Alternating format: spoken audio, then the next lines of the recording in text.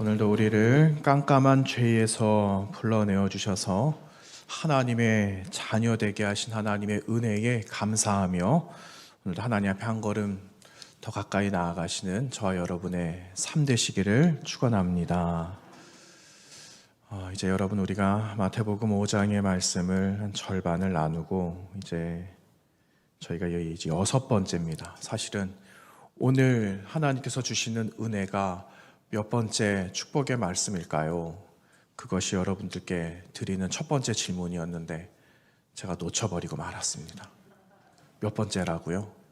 6번째. 6번째 은혜가 청결한 자가 복이 있다 하시는 겁니다. 여러분, 청결한 자가 복되는데 그 청결한 자에게 주시는 하나님의 은혜가 하나님을 본다, 이런 엄청난 약속을 하고 계십니다. 여러분, 지난 한 주간 사시면서 여러분 처소에서 혹은 교회에서 여러분 기도하실 때에 하나님 보신 적 있으세요? 하나님을 보신 적이 없으십니까? 네, 하나님을 여러분 우리는 만나야 됩니다. 기도하는 자리에서 하나님을 만나야 되는데 눈으로 하나님이 보게 하실런지는 모르지만 큰 소원은 우리 눈으로 하나님을 볼 수 있으면 참 얼마나 좋을까 기대가 되세요? 어떤 사람들은 그 하나님을 눈으로 아직 본 사람은 없겠지만 심장이 멎는 사람도 있지 않을까, 그런 생각도 해보게 됩니다. 여러분, 모세라는 사람은 하나님을 눈으로 보았잖아요. 그런데 하나님을 어떻게 봤습니까? 하나님의 어느 부분을 봤죠? 하나님의 등을 보았어요. 등. 하나님께서 등을 돌려 가시는 걸 모세는 보게 되었거든요. 그렇게라도 될 수 있으면 여러분 얼마나 감격스러운 삶이 될까요? 저와 여러분이 날마다 하나님을 보면서 하나님을 보았다 하는 그러한 고백으로 살아가게 되시기를 바랍니다. 일부 예배 오신 분들에게 그런 말씀 드렸습니다. 이번 한 주간 살아가실 때 여러분 기도하시는 곳에서 하나님을 만나신 그 간증을 다음 주 오시면은 서로들 그 말씀 나누시기를 바란다고 그 말씀을 일부 예배 오신 분들에게 드렸거든요. 저도 여러분도 동일합니다. 하나님을 본 경험을 가지시고 다음 주에 오실 때는 기쁨에 큰 이 마음을 가지시고 여러분 이 자리에 나오게 되시기를 축원합니다. 여러분, 오늘 말씀의 주제가 청결 아니에요? 8절의 마음이 청결한 자, 청결. 여러분, 이 말씀은 큰 어려운 단어가 아닌 것 같아요. 청결이라는 이 말은 모르는 사람이 아무도 없습니다. 자라나는 우리 아이들, 유치원 다니는 애들에게 청결이 뭐야? 깨끗한 게 뭐지? 그러면은 아이들은 곧잘 대답을 할 것 같아요. 여러분, 아이들이 첫 돌이 지나면은 이제 막 걷기 시작하잖아요. 그런데 어머니들 그런 말씀 많이 하시더라고요. 아니, 그냥 아이들이 첫 돌 지나기 전에도 손이 얼마나 많이 갑니까? 얘네들이 좀 빨리빨리 크면 좋겠다. 그래서 첫 돌을 맞이했는데 첫 돌을 맞이해서 아이들이 이제 아장아장 걸으니까 엄마들이 뭐라고 말합니까? 아유, 어저께가 좋았어, 이렇게 말해요. 왜냐하면은 아이들이 이제 아장아장 걷고 뛰기 시작하면 엄마 아빠들은 그 아이들 잡으러 다니기 바쁘거든요. 그러면 그 아이들이 잘 걸으면 문제가 되지 않지만 아이들이 가다가 넘어지기도 하고 코를, 신기합니다, 코를 다 갈아요. 이건 다 약속을 했나 봐요. 우리 걷기 시작하면 코를 한 번씩 갈자. 진짜 이상해요. 저는 정말 신기합니다. 어떻게 다들 아이들이 이제 걷기 시작하면은 코를 다 가는지 정말 그거는 이해가 잘 안 돼요. 혹시 거기에 대한 명확한 답을 알고 계시는 분들은 예배 후에 제게 그 정답을 좀 알려주십시오. 저는 진짜 모르거든요. 그런데 그 아이들이 이제 막 걷기 시작하면은 그냥 걷기만 합니까? 이것저것 막 만지기 시작하거든요. 심지어는 땅에 붙은 껌딱지 같은 것도 손대고 그래요. 저희 집에 어떤 애가 그랬습니다. 그러면은 여러분, 그거를 부모가 보면은 뭐라고 말합니까? 아이고 잘한다 이렇게 말하지 않잖아요. 지지 막 이래요. 아이고 지지야 지지. 그런데 지지라는 말을 국어사전 찾아보면은 뜻이 나올까요? 전 안 찾아봐서 모르겠는데 안 나올 것 같아요. 이 지지. 근데 신기해요. 이 지지가 뭔지 알아요, 애들이. 지지가 뭔지 알아요. 아니야, 이거 만지면 안 돼. 지지야, 만지면 안 돼. 이러니까 그 아이들이 그거를, 단어를 익히는 겁니다. 뭐 정해진 약속의 단어는 아니에요. 그런데 이 속어 같은 단어를 아이들이 익히는 거죠. 그러면서 아, 하면은 안 되는구나. 이거를 애들이 알아요. 뭐 인지적으로 이 아이들이 생각을 처음부터 끝까지 다 해서 그렇게 아는 단어가 아니잖아요. 경험해 보니까 아는 거예요. 행동해 보니까는 아는 거죠. 누군가가 말을 하니까 아, 하고 알게 되는 거예요. 여러분, 이 청결이라는 단어는요, 이런 겁니다. 처음부터 내가 깨끗한 마음을 가지고 살아가는 것도 물론 중요하겠지만, 여러분, 나중에도 말씀드릴 건데, 우리 마음이 시시각각으로 변하잖아요. 그런데 이 마음을 새 마음으로 바꾸는 거예요. 어저께 이렇게 살아갔다면, 오늘을 또 다른 새로운 모습으로 살아가는 거죠. 오늘 하나님 말씀하시는 말씀을 또 듣고, 우리 영혼에다가 채우면서, 아, 이 말씀인 것 같아. 그러면 이렇게 살아가야지. 하나님 말씀하신 거니까. 이렇게 살아가는 게 맞지. 이러면서 날마다 새롭게 조금씩 변화되어져 가는 거예요. 참 오랜만에 이제 다시 한번 말씀드립니다. 성화. 그리스도인은 성화되는 삶. 이 성화되어져 가는 삶을 유지하는 거거든요. 청결되지 않으면 여러분, 우린 이 삶을 살아갈 수가 없다라는 겁니다. 그래서 주님 말씀하시는 건 너희가 말씀을 들었으니까 이제 깨끗한 마음 가지고 살아가야 된다. 세상과 똑같은 마음 가지고 살아가서는 안 돼. 세상이 말하는 것에 동화되면서 세상 사람들처럼 동일하게 살아가서는 안 돼. 이 말씀을, 청결이라는 단어를 끄집어 오셔서 말씀하고 계시는 겁니다. 새로운 사람 되는 거.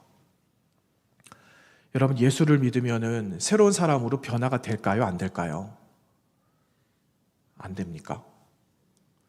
예수 믿으면 새로운 사람으로 변화가 됩니다. 여러분, 며칠 전에 저 아는 권사님, 저 부교육자 시절에 교구를 맡았을 때 같이 섬겼던 권사님 전화가 왔어요. 그런데 권사님이 이런저런 소식을 전해주시는 겁니다. 그분은 구역장으로 섬기셨고 또 한 분은 권찰로 섬기셨거든요. 근데 이 두 분이 연세가 많으세요. 70이 되셨는데 젊은 사람들이 구역장 권찰을 안 하려고 하는 겁니다. 그러니까 그냥 그분들이 고목나무처럼 그냥 지키고 있는 거예요. 잘 섬기셨어요. 그런데 권찰로 섬기셨던 이 집사님께서는 혼자 신앙생활을 하셨거든요. 가족들이 많이 있는데 가족들은 예수를 모르고 살았어요. 같이 한 이불 덮고 자는 남편분도 70평생을 예수를 안 믿고 살아가셨거든요. 그런데 그 이야기를 전해주시는 거예요. 그런데 먼저는 좀 안타까운 소식을 전해주셨어요. 그렇게 예수님을 잘 믿으셨던 그 집사님, 얼마 전에 낙상을 하셨답니다. 그래가지고 골절이 되셨어요. 여러분 아시잖아요. 어르신들 골절이 되면은 정말 위태로운 일들이 많이 있어요. 그런데 그 골절이 돼가지고 휠체어 생활하신다라는 이야기를 한 하루 이틀 전에 들은 거예요. 그러니까 참 마음이 안타깝더라고요. 고생 진짜 많이 하셨거든요. 그런데 골절이 됐으니 아무것도 못하게 되는 거예요. 교회 못 나가게 되는 거죠. 그런데 여러분, 끝까지 한번 말씀을 들어보세요. 집사님 고관절이 나갔는데 몸을 못 움직이잖아요. 그런데 어떻게 되었는가? 이 남편분께서 손발이 다 되시더랍니다. 아내를 깨끗이 씻기기도 하고 새 옷으로 갈아입히기도 하고 밥을 짓지도 못하고 이러니까 그 할아버지가 시장 가가지고 시장 다 봐와서 밥 다 짓고 그렇게 해서 아내를 먹이고 그렇게 잘 살뜰하게 돌보셨다라는 거예요. 휠체어 생활하니까 휠체어에 태워서 동네도 한 바퀴 돌기도 하시고 그렇게 하셨대요. 그런데 그 어르신이 얼마 전에 교회를 나오시게 되었다라는 겁니다. 얼마나 이게 기쁜 일이에요. 예수를 믿게 되었다라는 거죠. 그런데 예수를 믿고 나서는 여러분 사람들이 큰 기대감을 가지고 있거든요. 아, 예수 믿으면 잘 될 거야. 이제 고생 끝이야. 이제 복이 시작돼. 정말 그렇잖아요. 그런데 한 번씩 하나님께서 시험거리를 던지실 때가 있어요. 네가 진짜 나를 마음에 잘 새기고 살아가니? 하고 한 번씩 이렇게 미끼를 던지실 때가 있거든요. 그런데 어떤 사람은 넘어지지 않는 사람인데 어떤 사람들은 가끔 넘어진 사람이 있어요. 그런데 그 어르신께서 교회 나온 지 얼마 안 됐는데 그 권찰로 섬기셨던 집사님 낙상하셔서 고관절이 나간 겁니다. 제가요, 교회 나가기 시작하고 얼마 안 있다가 다치셨다는 말씀을 전해 들었는데 걱정이 생겼어요. 아니, 믿음이 없으실 텐데 아내가 이렇게 고관절이 나가서 걷지도 못하고 꼼짝 못하는 상황이 돼서 당신께서 이 모든 걸 다 맡으셔야 되는데 너무 불편하지 않을까? 원망스럽지 않으실까? 이런 생각이 갑자기 들었어요. 여러분 좀 걱정 안 되세요? 걱정이 되잖아요. 그런데 반전이 있었어요. 반전. 이 남편께서 그렇게 손발이 다 되셨는데 세상에 그 아내를, 그 아파트가 오래된 아파트거든요. 여러분 우리 여기 오래된 아파트들 많잖아요. 엘리베이터 있어요? 없어요. 5층에서 걸어 내려가야 돼요. 그 아내를 안고는 꼭대기에서 1층까지 안고 아내를 데리고 휠체어 가지고 내려와서 어디 갈까요? 교회 가는 거예요. 교회. 그 남편께서 휠체어에 아내를 태우고 그렇게 휠체어를 밀면서 교회를 가시더라는 겁니다. 예전에 이분이 그런 분이 아니셨대요. 예전에 이런 분이 아니셨답니다. 그런데 예전에 그렇지 않았던 분이 이렇게 변했어요. 여러분 이걸 말하는 거예요.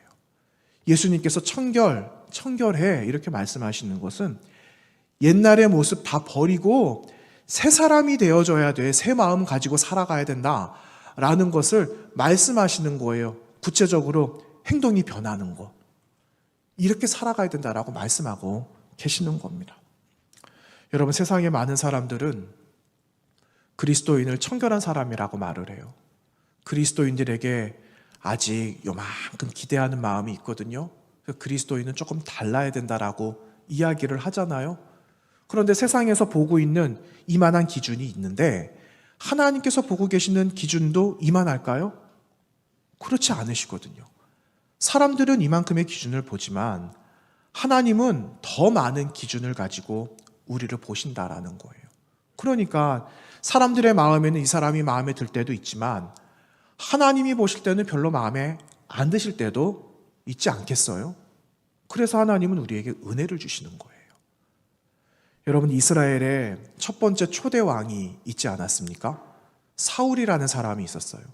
그런데 그 사울이라는 사람에 대해 우리가 그 사람이 어떤 사람이지 좀 이력을 좀 봐야 되겠어 하고 아무리 성경을 펴봐도 그 사람이 어떤 사람인지는 잘 몰라요.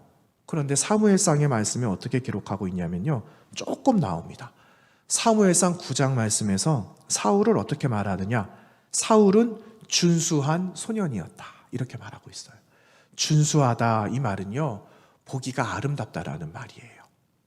그리고 모든 백성보다 키가 어깨만큼 컸다 이렇게 말하고 있어요. 키가 다른 사람들보다 훌쩍 큰 거예요.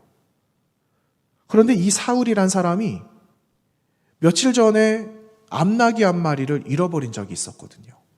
이 암나귀를 찾을 때까지 이 동네를 사사시 뒤지고 다니는 거예요. 해가 떨어지면 이제 그냥 가야 되는데 암나귀를 찾을 때까지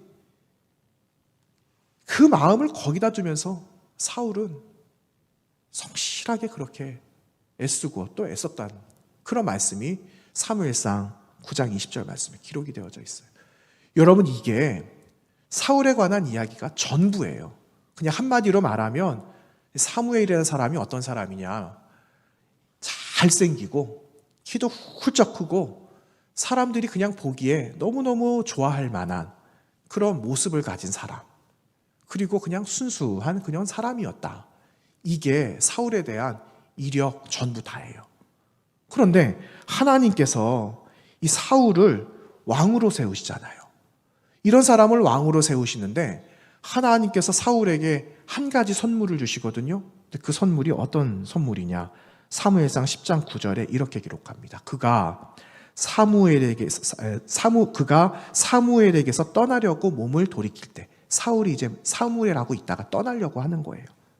하나님이 새 마음을 주셨고, 이렇게 기록하고 있습니다. 사울에게 하나님이 선물을 주시는데 새 마음을 주셨다 기록하고 있어요. 여러분, 하나님께서 왜 사울에게 새 마음을 주셨을까요? 그것은 굉장히 간단합니다. 사울이 가지고 있었던 이 지금까지의 성정을 가지고는 하나님께서 맡기신 일을 감당할 수가 없기 때문이에요. 그래서 하나님께서 주신 이 마음을 가지고 새롭게 바뀌어진 모습으로 나라를 통치하고 또 하나님을 섬겨야 했다라는 거죠. 그런데 여러분이 사울이라는 사람이 처음에 잘했거든요.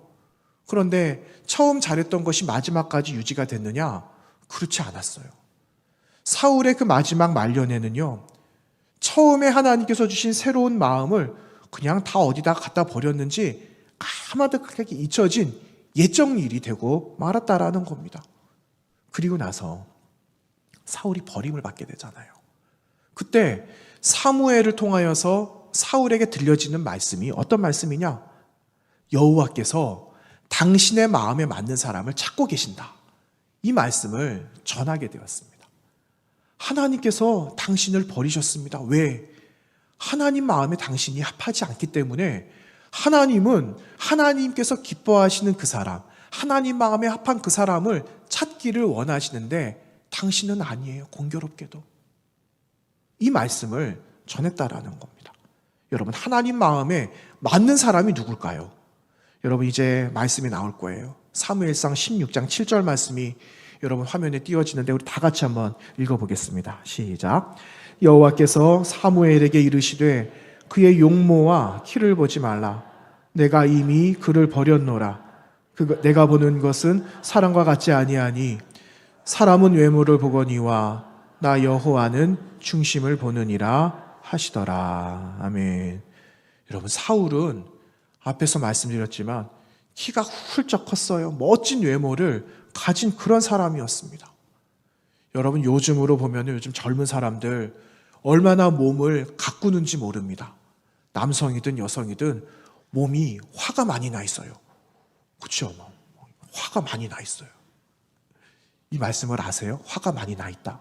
예. 몸짱이 돼가지고요. 예.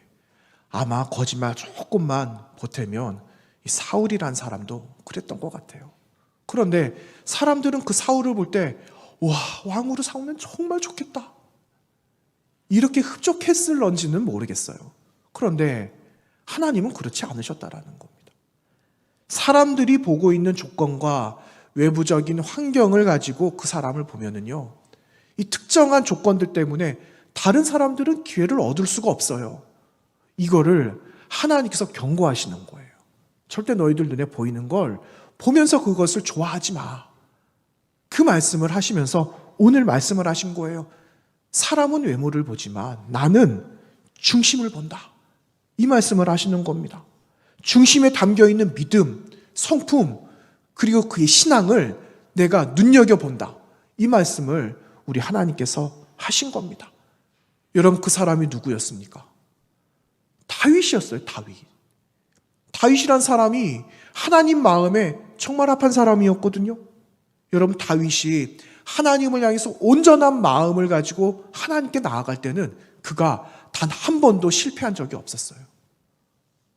마음을 잘 지키면서 하나님을 변함없이 섬겼던 그의 마음, 그도 넘어지기는 했죠. 그렇지만 그가 빨리 돌이키고 그의 마음에 하나님의 영을 다시 채우고 하나님 앞에 엎드렸을 때 하나님의 긍휼함을 얻게 되는 그런 성군이 되었다라는 겁니다. 하나님이 함께 하시는데, 하나님이 나를 지켜보시는데 여러분, 그분을 두려워할 수밖에 없는 거죠. 여러분, 이 나라에도 새로운 일꾼이 세워졌잖아요. 새로운 대통령 세워졌잖아요. 이제 금요기도회 때 이런 질문 드렸어요. 새로운 대통령께 여러분 바라시는 마음이 뭡니까? 그랬거든요. 그런데 여러분, 거기에 참여한 사람이나 저와 여러분이나 똑같은 마음 한 가지, 그 취임식 때 가지고 있었던 그분의 마음이 잘 간직되는 것, 그 마음을 가지고 성실하게 나라를 돌보는 것, 국민들을 위해서 눈물 흘리는 지도자가 되는 것, 그런 바램을 다 갖고 있지 않겠어요? 여러분, 가까운 한 예로 우리도 지나간 주일날 임직식을 했어요. 저를 포함해서 12분이 그렇게 일꾼으로 세워졌는데 여러분 마음에 바라시는 것 뭐가 있습니까? 이분들이 잘 섬기는 것 아니에요? 세워지신 분들의 마음에도 동일한 마음이거든요. 그런데 이 마음을 간직하려면, 주신 마음을 가지고 잘 섬기려면 이제 여러분의 역할이 더 필요합니다. 여러분 하셔야 되는 일들이 있어요. 뭐냐? 이분들을 위해서 기도해 주시는 거예요. 이분들의 마음이 흔들리지 않도록, 딴 곳에 가지 않도록, 딴 생각하지 않도록, 매일매일 지나는 가운데 하나님의 영이 그분들을 지배해 주시도록 여러분 기도하는 것밖에 없어요. 만약에 여러분 한 대통령이 최고 권력자 아니에요. 그런데 최고 권력자가 가지고 있는 힘을 내가 원하는 대로 쓴다? 그러면 큰일 나는 겁니다. 지도자도 큰일 나지만 여러분 함께 있는 사람들도 큰일 나는 거예요.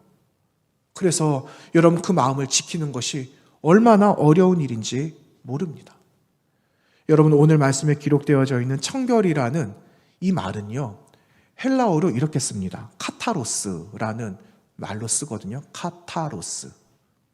그런데 여러 가지 말할 것 없이 여러분, 카타로스라는 이 청결이라는 말은 이런 거예요. 예수님께서 십자가 돌아가셨잖아요. 그리고 예수님 장사 지내지 않습니까? 그런데 예수님을 돌무덤에 넣기 전에 사람들이 예수님의 몸에 무엇을 감았습니까? 세마포를 감았어요. 세마포. 깨끗한 하얀 순결한 천. 이 세마포를 가지고 예수님의 몸을 쌌거든요. 이 카타로스라는 이 청결이라는 말이 세마포처럼 깨끗하다라는 말이에요. 깨끗하고 순결한 마음이다. 근데 이 마음을 저에게 주시고 여러분에게 주셨다라는 거죠. 여러분, 이 청결이라는 말이 시편 24편, 다윗의 시편이거든요. 그 성전에 올라가는 시편이거든요. 그런데 이 시편 24편을 보시면 청결의 단어를 조금 더 자세하게 이해해 볼 수가 있습니다. 우리 화면 한번 띄워주시면 이 말씀 3절과 4절 다 같이 읽어보겠습니다. 시작. 여호와의 산에 오를 자가 누구며 그의 거룩한 곳에 설 자가 누구인가? 곧 손이 깨끗하며 마음이 청결하며 뜻을 허탄한 데 두지 아니하며 거짓 맹세하지 아니하는 자로다. 아멘. 여러분, 여호와의 산에 오를 자가 누구라고 기록하고 있습니까? 여호와의 산에 오를 자, 손이 깨끗한 자, 또 마음이 청결한 자. 이 사람은 그 마음을 다른 곳에 두지 않는다라고 합니다. 허탄한 곳에 마음을 두지 않는 거짓 없는 사람이다라는 걸 우리는 시편 24편의 말씀을 통해서 알 수가 있다라는 거죠. 그래서 여러분, 이 사람은 하나님 앞에 나아가기 위해서 마음으로 늘 준비하는 사람이에요. 시편 24편 이 전통에 따르면은 성전에 올라갈 때 부르는 찬송 시편이었거든요. 그런데 여러분, 한 주가 시작이 되면 첫 번째 주간에 하나님의 성전, 하나님이 계시는 성전산을 향하여서 이 사람들이 올라갑니다. 그러면은 찬양을 하면서 올라가고 마음에 담은 기쁨을 가지고 하나님께 올려드리면서 예배를 드렸거든요. 그때 드렸던 찬송시가 24편의 말씀이에요. 그런데 이 사람들이 그 마음을 가지고 나아가는 거죠. 예배 드릴 때 하나님께서 이 마음을 내가 가지고 나가면 하나님이 기뻐 받으실 거야 라는 그 기대감을 가지고 나아갈 때 하나님께서 나에게 이런 은혜를 주시겠지 하는 그 기쁨이 이들의 마음속에 있었다라는 겁니다. 여러분, 오늘 이 자리에 여러분 나오실 때 어떤 마음으로 나오셨습니까? 여러분 이 자리에 나오실 때 아마 최고의 기쁜 마음을 가지고 나오셨을 거예요. 평소에는 목걸이도 잘 안 하고 귀걸이도 잘 안 하는데 오늘은 하나님 전에 나아가니까 예쁘게 단장하고 나가야지. 이런 분들, 어저께는 새 옷을 샀지 오늘은 새 옷을 입고 가야 되겠다. 이런 분도 아마 계실 거고요. 예전에 우리 선배님들은 토요일 날 어디 가느냐? 목욕탕 갑니다. 목욕탕 가서 깨끗하게 씻고 주일날 아침에 산뜻한 마음으로 하나님께 예배 드렸던 선배님들도 있었어요. 여러분 예전에 다 그렇게 하셨죠. 예. 말씀 안 하시는데 제가 다 압니다. 다 그렇게 하신 거 다 알고 있어요. 그 마음으로 올라가는 거예요. 그 마음으로 기쁜 마음을 내 마음에다가 담고 하나님께 나아가면 그 기쁨의 예배를 하나님께서 받아주실 거다라는 기대하는 마음이 있으니까 은혜를 만배로 받는 거죠. 은혜를. 저 여러분이 이 은혜를 가지고 하루하루 살아가게 되시기를 간절히 원합니다. 여러분 그러기 위해서 여러분 우리의 마음에 채워야 될 게 있어요. 제가 두 가지만 오늘 말씀드리고 말씀을 정리하겠습니다. 첫 번째 우리가 가지고 있어야 될 것, 여러분 성령님을 사모하시기 바랍니다. 성령님의 인도하심을 여러분 갈망하시기를 바랍니다. 여러분 그 가정에서 물고기 키우시는 분들 계시죠? 저희 집에도 어항은 아니고 어디서 바게스 같은 거 하나 주워다가 거기다가 물고기를 몇 마리 키우기 시작했습니다. 몇 달 됐어요. 그런데 이 물고기를 키울 때는 너무너무 좋아요. 모든 것이 다 예뻐요. 빨리빨리 자랐으면 좋겠다 이런 마음이 생기기도 하죠. 그리고 물을 갈아줄 때 새물을 아이들이 들어가면 얼마나 좋을까 이런 상상을 막 하기도 합니다. 여러분 수시로 물을 바꿔줘야 되는 거예요. 그런데 이제는요 조금 지나니까 물 바꿔주는 게 귀찮아졌습니다. 사람들 마음이 다 그런가 봐요. 그런데 여러분 이 물이 뿌옇게 되고 먹이가 막 둥둥둥둥 떠있고 가라앉고 그러면 물이 상하잖아요. 그런데 물이 안 상하게 하는 방법이 있습니다. 가만히 고여있는 물은요 썩어요. 시간이 지나면 썩어요. 그래서 물을 움직이게 하는 거예요. 그래서 아마 여러분 가정에 산소기 아마 꽂으신 분들도 계실 거예요. 산소기 하나 꽂으니까 물 흐름이 있잖아요. 그럼 물이 순환이 되는 거죠. 그리고 산소가 발생이 되니까 안에 숨 쉴 수 있는 공기도 확보가 되는 거예요. 이렇게 해서 물고기들이 자라게 되는 것 아니겠습니까? 여러분 우리 삶도 이와 같아요. 우리가 가만히 있으면 아무 일이 안 일어납니다. 1년, 2년, 10년, 20년, 30년 예수를 만나고 예배하고 있는데 나는 10년 전이나 지금이나 똑같아. 여러분 이런 말씀하시면 안 돼요. 아무런 변화가 없어. 그러면은요 여러분 진짜 안 되는 거예요. 내가 예수를 믿었는데 1년 지나고 오늘 살아가는데 날마다 나는 새로운 일을 경험하는 것 같아. 여러분 성령께서 움직여 주시는 거예요. 우리 안에 성령을 사모하면은요 성령께서 우리에게 주시는 마음을 가지고 살아가는 겁니다. 그러면 그 마음 주셨으니까 얼마나 감동이 되겠어요. 감동된 마음으로 살다 보면은 우리 삶이 변화가 되는 거는 자연스러운 일이라는 거예요. 여러분 성령님을 사모하십시오. 성령님이 가까이 와주시기를 바라시고 우리는 성령님께 더 가까이 나아가기를 바라시고 그분이 우리를 삶을 유지시켜 주실 때 기쁨으로 화답하면서 살아가시기를 바랍니다. 여러분 우리의 삶을 변화시켜 주시는 분은 하나님이세요. 그런데 변화된 삶을 유지하고 더 아름다운 삶으로 이끌어 주시는 분은 성령님이시거든요.